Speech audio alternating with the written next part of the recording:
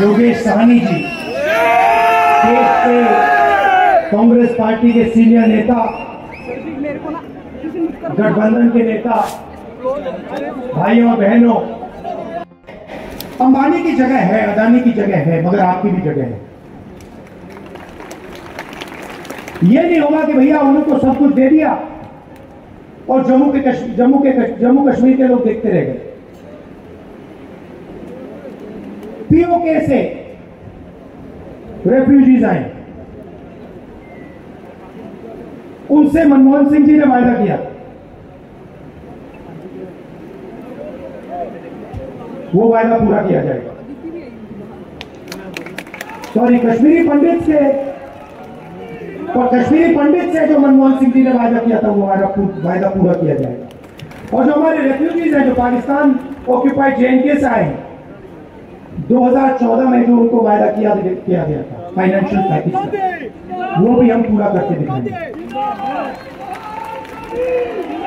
ये जो smart meter लगा रखे हैं, ये जो नरेंद्र मोदी जी की टेक्नोलॉजी है, इसको हम यहां से हटा देंगे, ये हमें नहीं चाहिए। और जो पंजाबी है, इसको हम ऑफिशियल लैंग्वेज बना देंगे। मगर मेन बात मैं आपसे कहना चाहता हूं कि देखिए, एक तरफ हिंदुस्तान के प्रधानमंत्री हैं, उनका डायरेक्ट कनेक्शन ऊपर है, वो भगवान से बात करते हैं। सुबह उठते हैं, वो कहते हैं कि भैया मैं नॉन बायोलॉजिकल हूं, आप लोग बायोलॉजिकल हो, नरेंद्र मोदी नॉन बायोलॉजिकल है, वो इंसान नहीं है, वो डायरेक्ट भगवान से कनेक्शन लेता है। सुबह भगवान उनसे कहते हैं क्या करना है, वो करते हैं।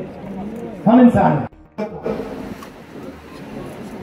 जहां भी जरूरत हो, रेफ्यूजीज के मामले में हो, स्टेटहुड के मामले में हो, स्मॉल मीडियम बिजनेस के मामले में हो, जहां भी आप मुझे ऑर्डर करोगे, जो भी आपका हुक्म होगा, मैं आपके लिए वहां कर दूंगा। और राहुल गांधी, इंडियन नेशनल कांग्रेस, मल्लिकार्जुन खड़गे साहब, श्रीमती सोनिया गांधी, श्रीमती प्रियंका गांधी, श्री राहुल गांधी, जननायक राहुल गांधी, इंडियन नेशनल कांग्रेस, भारतीय राष्ट्रीय कांग्रेस।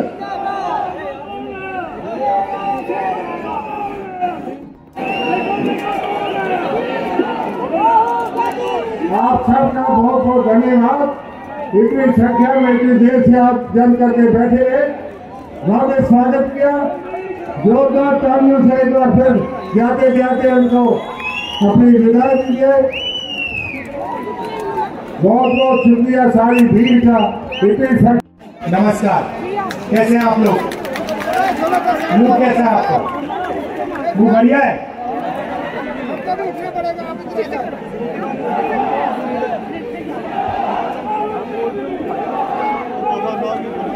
हिंदुस्तान की हिस्ट्री में 1947 के बाद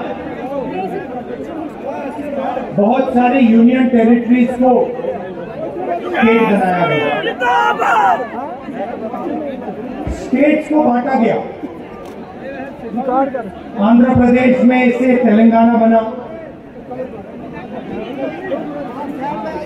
बिहार में से झारखंड, मध्य प्रदेश में से छत्तीसगढ़। मगर पहली बार 10 रुपए दूंगा पेटीएम में, इंडिपेंडेंस के बाद आप पे कर लो, एक स्टेट को यूनियन टेरिटरी में बदला, वो जम्मू कश्मीर के साथ हुआ है। देख रहे हो आप? और मैं इस स्टेट से आपसे कहना चाहता हूं कि ये आपके खिलाफ बन गया है।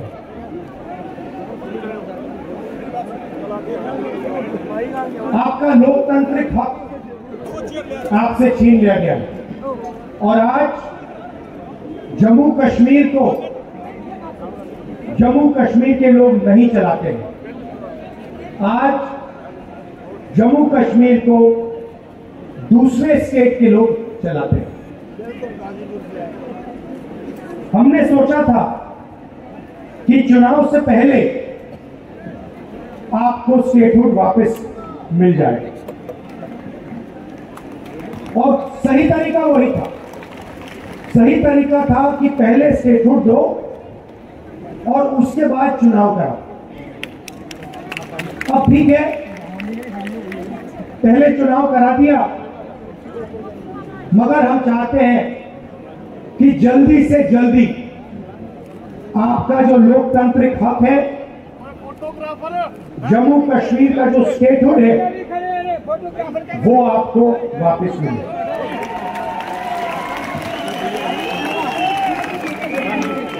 ये हिंदुस्तान की हिस्ट्री में पहले कभी नहीं हुआ है कि किसी स्टेट से हमने उनका अधिकार छीन लिया और स्टेट को यूनियन टेरिटरी में बदल दिया। पहली बार हुआ है,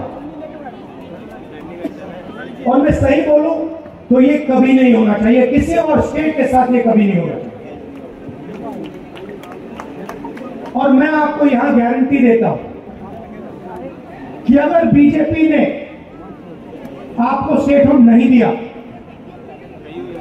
तो हम विपक्ष में हैं, हम इंडिया गठबंधन का पूरा दम आपको स्टेटहुड दिलवाने में लगा देंगे। पार्लियामेंट का इस्तेमाल करेंगे, लोकसभा का इस्तेमाल करेंगे, राज्यसभा का, सड़कों में उतरेंगे और हम आपको जो आपका हक है वापस दिलाएंगे। और अगर किसी कारण बीजेपी ने नहीं माना तो फिर हम पहला काम, जैसे ही इंडिया गठबंधन की सरकार बनेगी, जो बनने जा रही है, पहला काम हम जम्मू और कश्मीर के लोगों को स्टेटहुड देने का करेंगे, क्योंकि ये आपका हक है, ये आपका फ्यूचर है। इसके बिना आप आगे बढ़ ही नहीं सकते। जम्मू कश्मीर का आप सपना देख ही नहीं सकते। जम्मू हब है, कश्मीर को, कश्मीर के बिजनेसेस को, कश्मीर के प्रोडक्शन को बाकी हिंदुस्तान से जोड़ता है। सेंट्रल हब है ये। और इस हब का जो काम था उसको इन लोगों ने खत्म कर दिया है। इसका जो रोल था उसको इन लोगों ने खत्म कर दिया है। जम्मू के जो छोटे बिजनेसेस थे, मीडियम साइज बिजनेसेस थे, एंटरप्रेन्योर्स थे,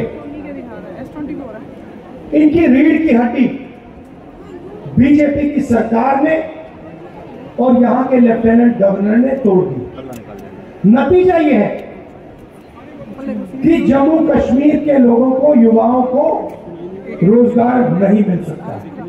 आप कुछ भी कर लो, जब तक जम्मू कश्मीर के स्मॉल और मीडियम बिजनेसेस अपने पैरों पर नहीं खड़े होंगे,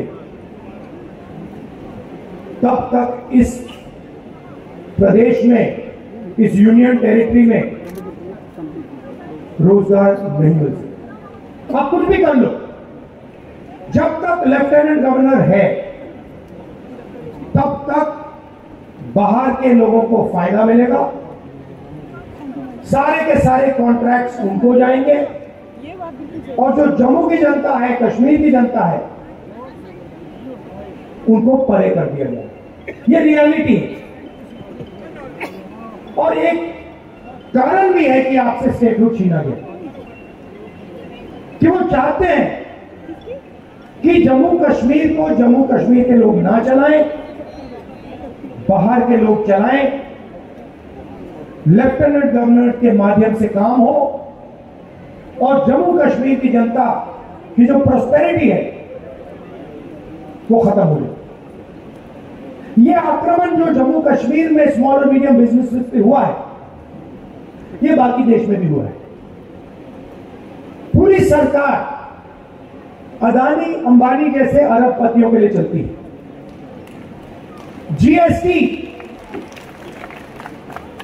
जीएसटी एक हथियार है। जम्मू के एंटरप्रेन्योर्स, जम्मू के स्मॉल और मीडियम बिजनेसेस पर आक्रमण करने का हथियार। नोटबंदी एक हथियार था। ये पॉलिसीज नहीं है, ये हथियार है। और इनका लक्ष्य रास्ता साफ करने का है। किसके लिए? अदानी और अंबानी जैसे अरबपतियों के। नोटबंदी और जीएसटी ने, गलत जीएसटी ने हिंदुस्तान में लाखों स्मॉल और मीडियम बिजनेसेस खत्म कर दिए। अभी मेरा प्रोग्राम था, कुछ मिनट पहले मेरा प्रोग्राम था। एक लड़की आती है, कहती है राहुल जी मेरा सपना था, मैं छोटा बिजनेस चालू करना चाहती थी। गवर्नमेंट ने कहा कि ग्रांट मिलेगा, मैंने पूरी प्रिपरेशन कर दी। एरोमेटिक्स का मेरा बिजनेस था, मैंने पूरी तैयारी कर दी। मुझे कहा कि पैसा मिलेगा, पैसा नहीं आया। मेरी मां की डेथ हो गई, मेरे पिता ने मेरी मदद की, मगर मेरा बिजनेस खत्म हो गया।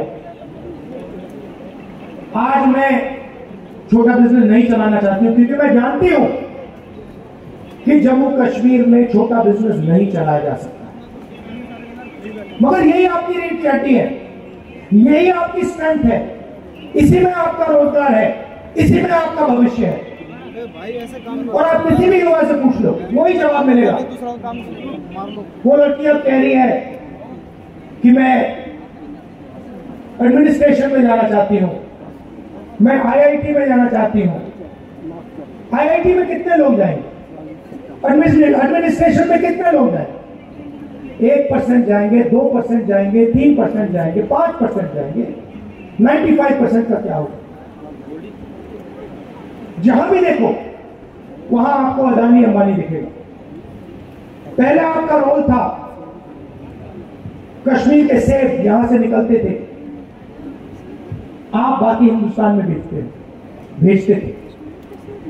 आज पूरी की पूरी सेब की इंडस्ट्री अदानी के हाथ में है। हिमाचल का सेब अदानी के हाथ में, जम्मू कश्मीर का सेब अदानी के हाथ में। और ये हर इंडस्ट्री में यही हो रहा है। एयरपोर्ट में जाते हैं अदानी टैक्स, पोर्ट में जाओगे अदानी टैक्स, मोबाइल फोन चलाओगे अंबानी टैक्स, सड़क पे चलोगे अदानी टैक्स, अनाज में अदानी टैक्स, सेना हथियार का प्रयोग करेगी अदानी टैक्स, कारतूस अदानी टैक्स, अग्निवीर अदानी टैक्स। ये कब तक चलेगा? 16 लाख करोड़ रुपए कर्जा माफ किया है अदानी अंबानी जैसे 25 लोगों का। नरेंद्र मोदी, आप शेम कह रहे हो, मगर मैं आपसे पूछना चाहता हूं, जम्मू के छोटे बिजनेस वालों का, जम्मू के किसानों का कितना टैक्स माफ हुआ है? जो आपके युवा 18-19 घंटे पढ़ाई करते हैं, सपना देखते हैं, एजुकेशन के लिए लोन लेते हैं, उनका कितना टैक्स माफ, उनका कितना माफ हुआ है? पैसा उनके कितने बैंक लोन माफ हुए? कोई बीमार होता है, अस्पतालों में लाखों रुपए लग जाते हैं, उनका कितना कर्ज माफ हुआ है? 0। आप अगर बैंक लोन लेते हो और पैसा वापस नहीं देते हो, आपको जेल में डाल देते हैं, जेल में डाल देते हैं। और अंबानी अदानी जैसे लोग बैंक लोन लेते हैं, पैसा वापस नहीं देते हैं, कहते हैं चलो और पैसा ले लो। कितना चाहिए? 1000 करोड़, 2000 करोड़, 50,000 करोड़, 1 लाख करोड़, जितना चाहिए ले लो, जो करना है करो, जो इंडस्ट्री खरीदनी है खरीदो। लखनऊ का एयरपोर्ट चाहिए ले लो, मुंबई का एयरपोर्ट चाहिए, अच्छा वो किसी और के हाथ में, चलो सीबीआई केस लगा, ईडी केस लगा, पड़ेगा उसको, अदानी को। ये make in India, make in India, make in India बात करते रहते हैं, डिफेंस इंडस्ट्री की बात करते हैं। सारे के सारे कॉन्ट्रैक्ट्स अदानी जैसे लोग हो जा रहे हैं। बाहर इजराइल की कंपनी हथियार बनाती है, लेबल अदानी का लग जाता है, इजराइल की कंपनी ड्रोन बनाती है, लेबल अदानी का लग जाता है और कहते हैं मेक इन इंडिया हो गया। कैसे मेक इन इंडिया हो गया? इजरायली हथियार है, मेक बाय अदानी हो गया है, मेक इन इंडिया नहीं हुआ है। और यही हालत पूरे देश में। अगर आप गरीब हो तो इलेक्ट्रिक मीटर लगेगा, मॉडर्न टेक्नोलॉजी लगेगी, चमक तो वही मीटर लगेंगे, आपके जेब में से पैसा निकालते जाएंगे, निकालते जाएंगे, निकालते जाएंगे। जीएसटी लगेगी। अभी आपने पता नहीं अन्नपूर्णा रेस्टोरेंट वाली कहानी सुनी या नहीं? वो फाइनेंस मिनिस्टर के सामने खड़ा होता है, कहता है मैडम बड़ी मुसीबत है,